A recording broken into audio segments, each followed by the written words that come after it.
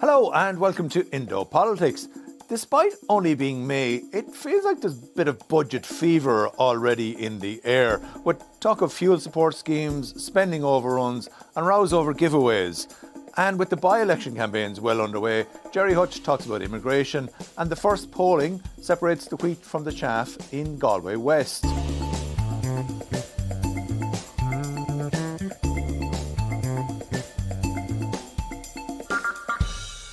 Today on Indo Politics, I'm joined by Cónal Thomas, Political Correspondent with the Irish Independent and the Sunday Independent. Cónal, it's May. We should not be talking about a budget in May. It just seems like it's getting earlier and earlier. But a couple of things have happened this week that indicate we are looking at fuel supports very definitely come October's budget. We had this report out this week about how our electricity costs are way above European average, and the government is still caught in this mire of talking about what supports they're going to put in place. Yeah, and on the one hand, you had that criticism as well this week about Darragh O'Brien and this Energy Affordability Task Force, which was another one of these talking shops that was kind of set up in the early days of the coalition, and around Christmas time it was reported only had met 3 times, and they've kind of put it on a war footing now, right? And so we would have seen the recent fuel supports announced, the government going further. Simon Harris hasn't ruled out energy credits. And on the other hand, you have this sort of... I was saying to someone earlier, it feels like James Lawless's student fees row comes earlier and earlier every year. Because if you remember, last year, it was in the summer, he said, I don't know, given the budget constraints, whether I'll be able to do a permanent reduction in student fees. He did. It was €500. And he came out this week, it was reported in the Mail on Monday that that's at risk because of the overspend in education, which we might get onto in a minute. But then that was quickly walked back, saying it's still very much his priority. And only after Fine Gael had come out and piled on top of him. Yeah, and to be fair to him, he's playing the kind of straight up game of you don't announce stuff that's going to be in the budget in April until the budget in October. And last year he brought about a €500 permanent reduction, not just a temporary one that would leave it in doubt. This was then cast as, that's a €500 increase, but you're kind of going, okay, but permanently it's going to be reduced down to £2,000. But he has a commitment to reduce it every year. He said, well, I don't know, because I'm not going to say now. So both times he's done this, Fine Gael come out and kick him, and then he ends up having to clarify. So why is he doing the same thing again? There's an element as well that Fianna Fáil have always kind of been against these sort of, universal, they prefer the targeted measures. Your point is valid that you say you can't come out and announce something that's going to happen in the budget in April. It may bar maybe a general election year. The question is, can you rule something out? And we know as well who the former Further Higher Education Minister was. It's now the Finance Minister, leader of Fine Gael, Simon Harris. Just on the energy stuff, you're right, there is likely to be more in the budget, because what we saw this week was more and more suppliers hiking their prices, and that's going to continue, and it's going to put massive pressure on the coalition. Whether that takes the form of... this is the way the debate's becoming really noisy at the moment, because if you remember before, this government said we're not going to do one-off measures, they're not sustainable. The ESRI previously came out and said that one-off measures like energy credits aren't sustainable, get rid of them. They kind of almost backtracked, saying actually they would help. They would actually help in this particular energy crisis if it continues, and you have the opposition continually hammering them on this. And on top of that, you have this unfortunate thing that was raised in the Dáil at the moment. So if we go back a little bit, we're talking about a €9 billion surplus, and on the one hand, the Department of Public Expenditure saying it's going to be a tighter pot, rein your spending. Government departments have now effectively been given a 1.5% penalty for their budget for next year to make up for that overspend, that bailout effectively, unless they find, savings between now and October. And then in the last day or two, you had this University of Kerry bike shed sort of debacle where it cost 127,000. Yeah, when you have a department like a Department of Public Expenditure saying, Department of No, saying, no, you can't do this, and you have a Minister for Finance and an Energy Minister under huge pressure to spend more in the budget, and then something like this comes out. And I know it may seem small fry. Part of it's the procurement issues in this country, you could argue. Part of it was that, how high up the chain did this get to government departments, but it just feels like we're on. Yeah, and it's always easier to explain those small figures to people. I think we got at least 5 years out of e-voting, I recall, 20 years during the Celtic Tiger. So it's the same sort of thing again. So explain to people what exactly is happening then with the Department of Education overrun, and how is that different to now what's now emerging of a Department of Health overrun? Yeah, so on the one hand, you have the Department of Education overrun, which came to light maybe about 2 months ago now as it was emerging. And it's over 600 million. So there's a couple of things going on. One, it seemed to catch government and Department of Public Expenditure on the hop. We've had 2 education ministers in the last year, and I think a lot of the blame of both the SNA crisis and this overspend gets put at the feet of Hildegard Naughton, the current education minister. But it's always worth pointing out, Helen McEntee was also there for however long, was it about 10 months, right? So that's just the context of it. Government departments have now been told, we have to make up this, not shortfall, we have to bail out the Department of Education. Yeah, because this is not an overrun, because we're only in April. Yeah. This is an under budget. So overruns happen. Yeah. Everybody goes through as the year goes on and you'll overspend and something will pop up. Nothing unexpected popped up this year in the Department of Education that resulted in such a substantial black hole basically in their finances. No. Other than you can say they weren't given enough money in the first place. That was the debate. That was actually the conversation last year. And it's funny you should say that because it's only jogged my memory. The budget negotiations last year, we were told privately the toughest ones were between Jack Chambers and Helen McEntee. And perhaps the conclusion, the post-mortem is now that the Deeper simply did not fund the department enough. That's certainly what education was saying. The difference between what that's what a Department of Public Expenditure is for. I mean, there's no point in putting out figures in a budget that don't match the reality. But yet we still have, the narrative keeps going on, and it's beginning to really wear thin on me anyway. This narrative that we have from Deeper of reining in spending, of putting controls in place, and yet, as you point out, we've this overspend, and now we have another health overspend. The context for there's always health overspend, but we were being told under the new minister, health was being more contained and controlled. And one of the great, I suppose, legacies that Robert Watt was supposed to have left behind was to tighten this control in. Now, this is a HSE problem, by and large. You can argue, well, those are 2 different systems. Sources in Deeper point to the fact that education weren't being seen to put in place any sort of checks and balances on themselves to rein in their spending to prevent something like a bailout. Whereas Deeper are saying to me, at least this week, what I'm being told is at least the HSE are trying.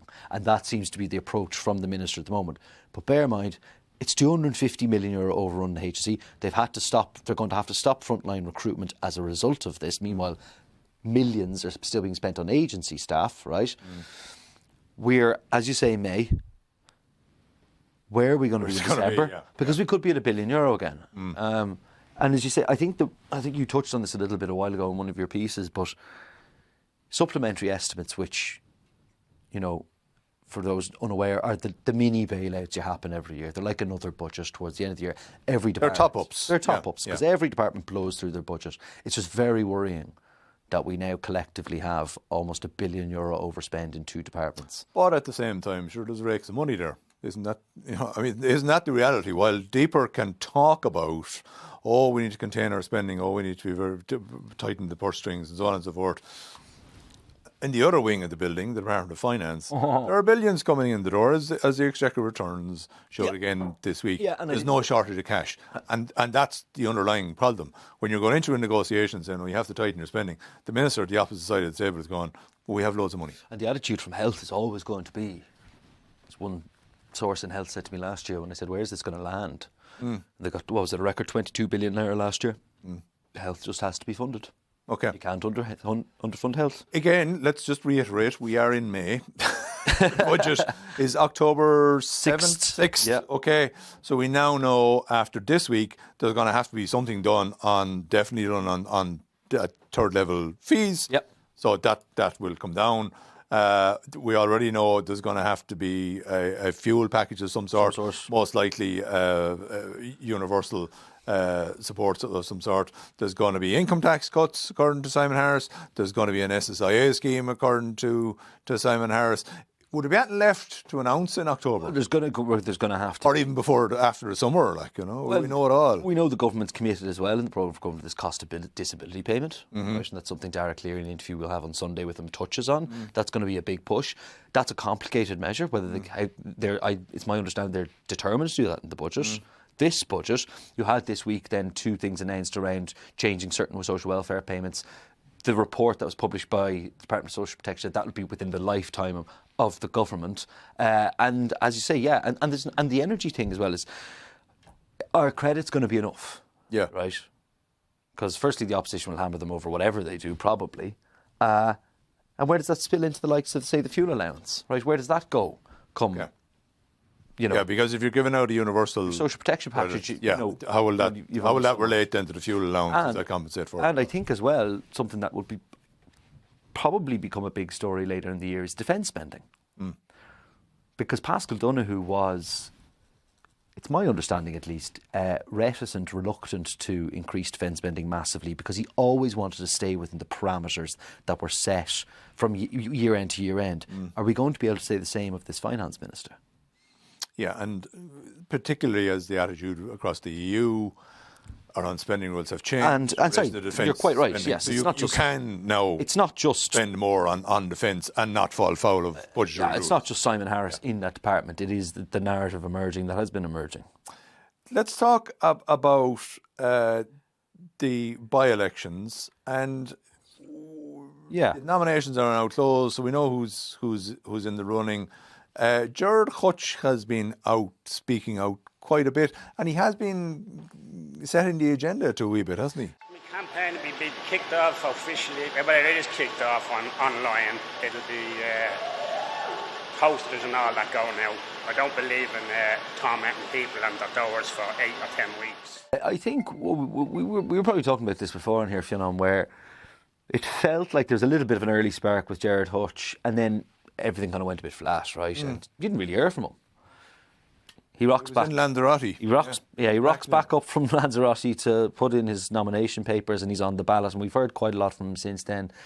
And at the weekend on Saturday, he put a video up with Gavin Pepper, the local councillor, who's been describing the Dáil as far right. And he's in the adjoining constituency of Dublin Northwest because he's a Ballymun councillor, right, which is not part of this. No, you're right. Yeah. So the video was filmed. But he is a Dublin City councillor, so it is within his. And he was quite prominent in the fuel protests and all the rest of it. But anyway, Saturday Corinthians Boxing Club, which Gerry Hutch co-founded down there near Sheriff Street, made some pretty remarkable comments about immigration, where the most striking thing was that he effectively said some ethnic groups, particularly Somalians, should be interred because they were effectively sponging off the state. So that set the direction of travel for a few days. The Green Party were the first out of the traps to come out and condemn it. They accused him of playing from the Donald Trump playbook, I believe it was, or rolling that out. Okay, so he's decided he's going to play the immigration card. Yeah. So it's up to others then to respond to that. And this is what was really interesting this week, was to see how people responded to it. Because, as I said, the Green Party were out the traps early. Then on, was it Tuesday? And it's Bank Holiday weekend as well, so there was a little bit of a delay in terms of reaction, as you can imagine. Labour Party, Ruth O'Dea and Ivana Bacik condemn it and say it's basically disgusting. And everyone was kind of waiting to see what Sinn Féin would say, right? Because Sinn Féin have had a tricky time on immigration. I was only at the Ardèche there in terms of probably speaking out both sides of the mouth, not going hard enough and then going too hard, right? And I was at the Ardèche in Belfast there, was it the week before last, and Matt Carthy, I thought quite notably, made effectively an open apology to members of the party, saying we messed up on immigration. We didn't hammer the government. We didn't basically go hardline enough or say it should be stern enough. So we went along to Wynn's Hotel in Abbey Street on Tuesday evening for Janice Boylan's launch, and I asked her and I said, what do you make of Gerry Hutch's remarks? And she said, we have our position on immigration and migration policy, that it needs to be a firm, fair, enforced system. And I said, so you're not condemning the remarks? And it prompted her to say, then, and only then, his comments were out of order in my view. We then put the same question to Mary Lou, who was standing beside her, and she made no real remarks about Gerry Hutch, went on quite a tangent about people on the doors are saying this to us around immigration, that it needs to be fair and enforced. There is a danger here as well for Sinn Féin, because there is a sense I'm picking up, and I think there's an acknowledgement between Gerry Hutch and Sinn Féin of transfers here and where they're going to pick up. So if Sinn Féin were seen to go too far to the left with Greens and Labour, it may alienate some voters. And while they couldn't obviously jump into bed with Gerry Hutch, at least that's my snap analysis of it. Yeah, it again, as you've pointed out, it's a very tricky line for Sinn Féin to canvass now, because they have suffered quite badly at the polls as a result of their stance on immigration. Now they're trying to swing back the other way, but they don't want to be associated with the far right or people who have who are playing the immigration card, as quite clearly Gerry Hutch is doing. So they are in that yet again, Sinn Féin are kind of caught. Squeezed. Which way are you going to go, lads? Yeah. And I think just more generally, I think just on the by-elections, I don't get the sense they've kind of sparked yet. I don't think... If you think you have a whole 2 weeks to go anyway. A whole 2 weeks to go, and like a general election, if it's 4 weeks, it's the last 2 weeks, rubber hits the road. It might not be till a week or two out, 10 days out before we really get into this. But Gerry Hutch is interesting because he has been a lot more vocal. He was at the meeting last night with at least I think pretty much all the other candidates in Dublin Central about SNAs and the level of service there that was held in the North Inner City. He's been putting up posters, he's put leaflets through doors, even though he said he wouldn't. Yeah. And the slogan is PPP. It's his own public-private partnership. It's practical, purposeful, people first. And the other parties have the problem that Gerry Hutch, because he's an independent, he can kind of say whatever he wants. Yeah. They then have to decide did they respond or not. After the general election, where he came pretty bloody close to getting elected, there was kind of a view that amongst some of the parties that, look, we kind of stood off and didn't challenge him as much as we should. So are you seeing now that parties are more willing to come forward and respond and challenge him on views he is expressing, or indeed his own background, in inverted commas? I think there's an element. I think there's two things. One, because the campaign hasn't really kind of sparked into life yet, and despite what Mary Lou McDonald said the other night to us, that this is a cost of living election, and to a certain extent she's not wrong. It's the big issue of the day, but is that something that's going to be completely dominant? Because how much, say, can one TD in the Dáil impact, say, government policy? Obviously, if it's government TD, you can. But I think for the simple fact that Gerry Hutch came out with something inflammatory, they had to react, in part because we, the media, reacted. And that can't be discounted. Are you going to see a little bit of, if this continues, that the parties will just go, no, we're not going to engage with this guy? Mary Lou McDonald said the other day, we can't comment on someone else's comments, having just commented on someone else's comments. Yeah, that's the difficulty. You this time around, after running in the general election, he now has a level of, shall we call it credibility? Because legitimacy, because he got a substantial number of votes. He was the first runner-up. In effect, out of that, it means that it puts him more into the field as you say, a legitimate candidate. So therefore, they can't really pick and choose. So what are they going to say? Well, we're going to respond to what Fine Gael and Fianna Fáil say, but we're not going to respond to what Gerry Hutch says.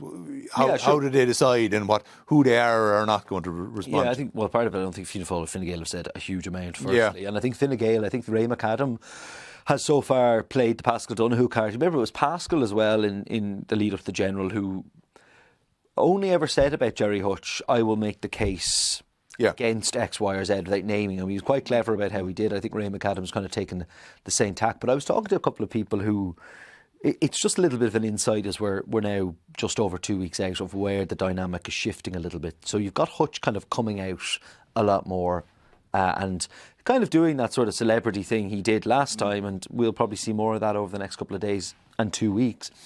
There was obviously the RT debate last Sunday. The sense I'm getting is that actually Janice Boyle and Ray McAdam probably came out on top over Labour's Ruth O'Dea, and Daniel Ennis, bear in mind, who was kind of for a long time talked about it as his to lose. As long as he just doesn't feck it up, he'll take it. Didn't perform particularly well, And then people just talking to a few kind of strategists in a few parties just earlier today and this morning. One of the things they're picking up on some of the doors, particularly in sort of the likes of Cabra and East Wall and those areas, is that there's a certain cohort of people, it seems at least based on, hearsay anyway for now, that are going to vote Gerry Hutch, but have not thought about where they might put their second, third, fourth.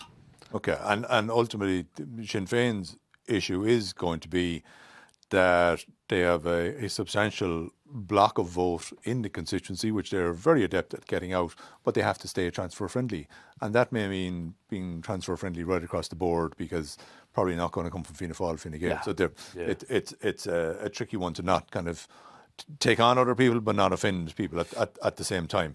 Talk to me about the Sunday Independent poll Ireland Thinks that you had last weekend, because that feeds into the by-election. It's not exactly favourable for the government parties, to say the least. But what we were seeing wasn't Sinn Féin, Labour or Social Democrats benefiting either. No.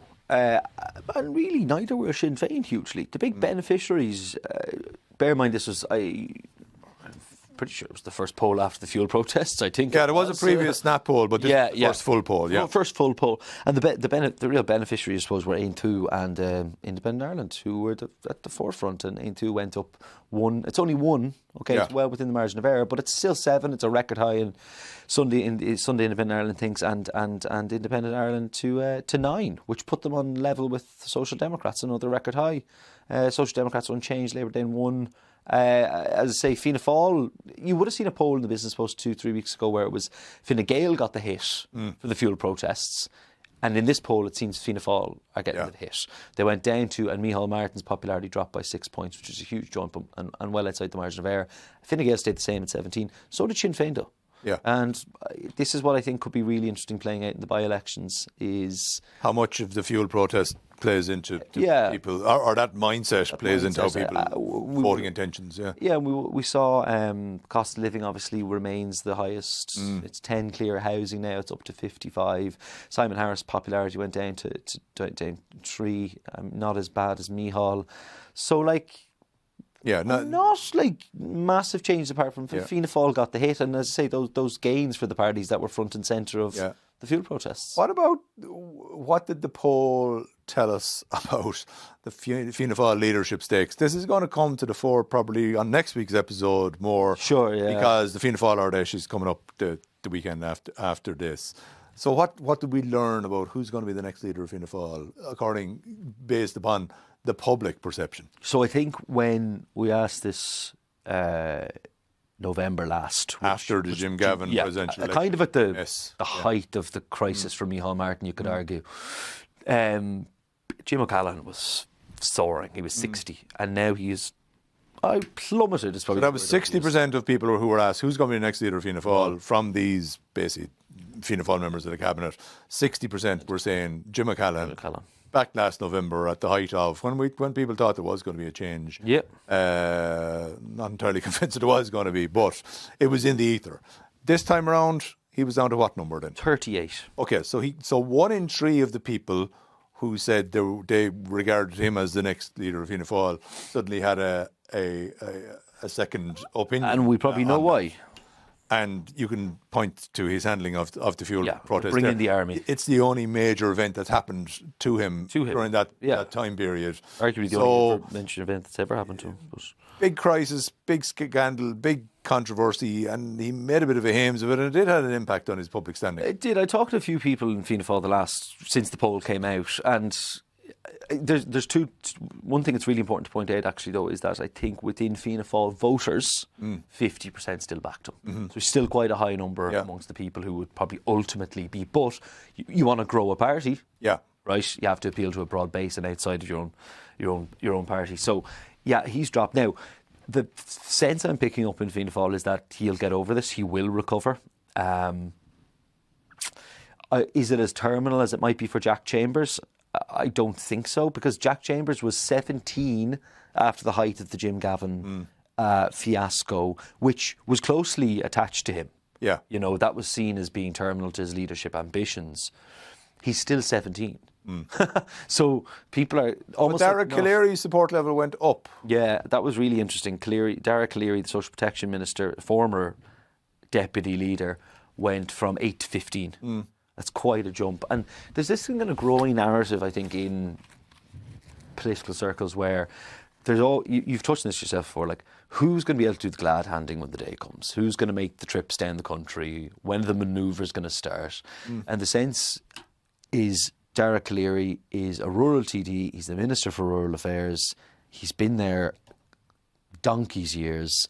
There may just be some people begin to change their minds and go, maybe this is our guy, he's a steady hand.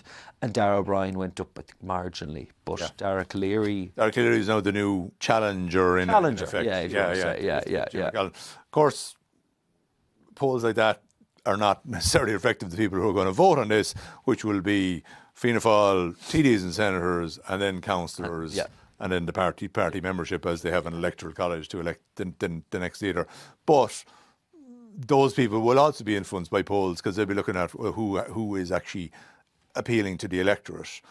Fine Gael in the past, of course, found that fellas called Varadkar and Harris had great polling figures before they became leaders, and it wasn't worth diddly squat. And we would have actually seen in this poll people completely rejecting Leo Varadkar's comments around rural and urban divide, which is interesting too. I think just maybe touching on this finally is that where does this all go, right? So it's May now. We take the presidency in July. There's a cohort of people in Fianna Fáil who believe, and maybe the wider public, that Micheál Martin may go and there'll be a bloodless coup after the presidency, maybe in December, January next year, he'll announce, and it gives way to a smooth transition. Yeah, maybe he hangs on till March and does a trip to Washington. Maybe hangs on to March, or he just does it in a kind of a seamless fashion. He goes, look, I'm going to be gone in a month. Sort out who the leader is. The risk is what one of the Fianna Fáil backbenchers said to me today is what they think he could do, which would not be good, that he may signal his intention to step down early next year, but not step down until he finishes his term as Taoiseach. You're dead man walking. Yeah. And you've lost all authority, and you're a lame duck. And you're already going to be lame duck from halfway through the year anyway, because there'll come a point where the system goes, this guy isn't going to be around anyway. Exactly. So if you signal that even earlier in the year, you've less chance of getting things done. He'll surely know that. He will. He's around long enough to know that. Colin, speaking of polls, we've the first by-election indicator, I suppose. This TG Cahir, the Irish Times poll out this evening. It kind of is whittling down the field a bit, big time. Yeah. It looks like there's kind of 3 really in the running. We had said before there might be 5. You were looking at kind of up to 6 candidates up until now and going, but this is really separated out a few of them. So a headline, I suppose, is that Sean Kine from Fine Gael is out in front on 17. And he's getting about 15% of second preference votes as well. But it's a very narrow lead over Noel Thomas from Independent Ireland. He's on 16%. Again, as expected, that Noel Thomas would be figuring. We were kind of would have said put him favoured even above Sean Kine before this poll came out this evening. And then, interestingly, leading, I suppose, the left field is Helen Ogbu, the Labour candidate. She's on 12%, and she's getting about 11%. I think on top of the good news for Fine Gael from this poll, it's obviously very bad news for Sinn Féin and Fianna Fáil. Yeah. Mark Lohan, the Sinn Féin candidate, is only on 7%, 9% second preference vote, and Killian Keane, the young 25-year-old Fianna Fáiler, is councillor, is 8% and 9% second preference vote. So where those left votes go is going to be the interesting one to watch on because the we day. were kind of looking at it going, there'll be a government candidate, whoever, and Sean Kine is quite clearly that now. Noel Thomas of Independent Ireland, kind of on the opposite, the right side of the independents and independent candidates was going to be there, and then somebody on the left was going to emerge. Sheila Garrity, long-time associate of Catherine Connolly, kind of the Connolly-esque continuity candidate, 3%, not at the races here at all. Disappointing performance as well. Mida Nick Unleak, Social Democrats, they were talking her up 9%. That's fine, but Helen Ogbu of Labour with Mark Lohan well back on 7. So if Ogbu manages to maintain that position, then she will expect that vote left, transfer left will put her in contention. Absolutely, and I think it quite possibly will. I think one of the things you would have been looking for, the Connolly candidate was always a bit of a misnomer when you think about it, because the Connolly was when the left parties coalesced around one candidate. Yeah, well, I suppose locally, Locally, yeah. But the assumption might be that she would pick up votes elsewhere. That clearly isn't the case in Helen Ogbu. And Labour, look, have been quietly confident about Helen Ogbu down there. I mean, she's been out front and centre. Immediately Finloch, I mean, it was only, you couldn't entirely write it off, but it was only last week Eamon O'Queeve, the kind of Fianna Fáil, grandee, was saying she's in with a shot. Yeah. Look entirely likely. And as you say, I think Sean Kine, Noel Thomas battle it's not just that Noel Thomas represents the independents. He is now, I think, in many ways seen as the anti-government candidate, right? On the back of the fuel protests. Yeah. So you've Sean Kine going up against him, who's this quite well-known former TD, leader in the Seanad, Fianna Gael stalwart really at this point, just narrowly out on head. And he's doing, if you look at the second preference vote, he's on 15%. Yeah, when you look at the field, I mean, ultimately, Sean Kine is kind of the most experienced, the most name recognition, so that's playing in there. The Fianna Fáil and Sinn Féin tactics of running pretty inexperienced candidates is backfiring badly there. Yeah.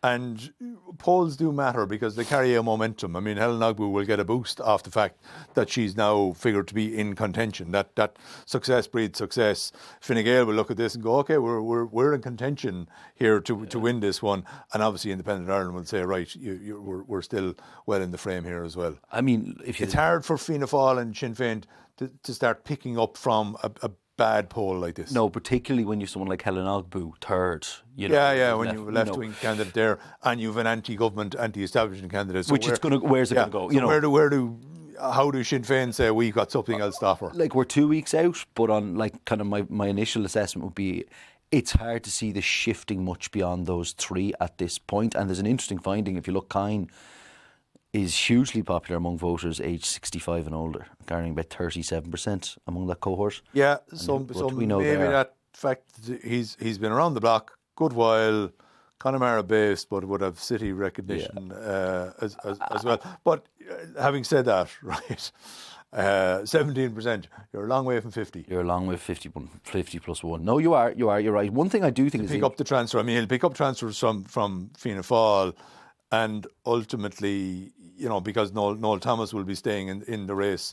Where do Noel Thomas's transfers go is going to be the real if he ends up going out. And where does he get transfers from, I suppose, is the other question as well. And the other just broader kind of takeaway from this, and look, this is where the relief for Fine Gael will come, is that some people in the party felt a couple of weeks ago that Leo Varadkar, with his comments on rural urban, had kind of tanked their chances down there. It doesn't seem to be playing out as much as you might think. Yeah, so there's a reason why Fianna Fáil will be staying up in Dublin for their Ardèche, rather than Camas and below in Galway West. Okay, look, we'll see how that one plays out. But yeah, it's an interesting poll, in that polls like this do tend to kind of focus attention of voters on where the race is actually at, and also you find if you don't have a bounce off a poll like this, your support can slip away as well. And let's see where Dublin Central lands next weekend. Okay.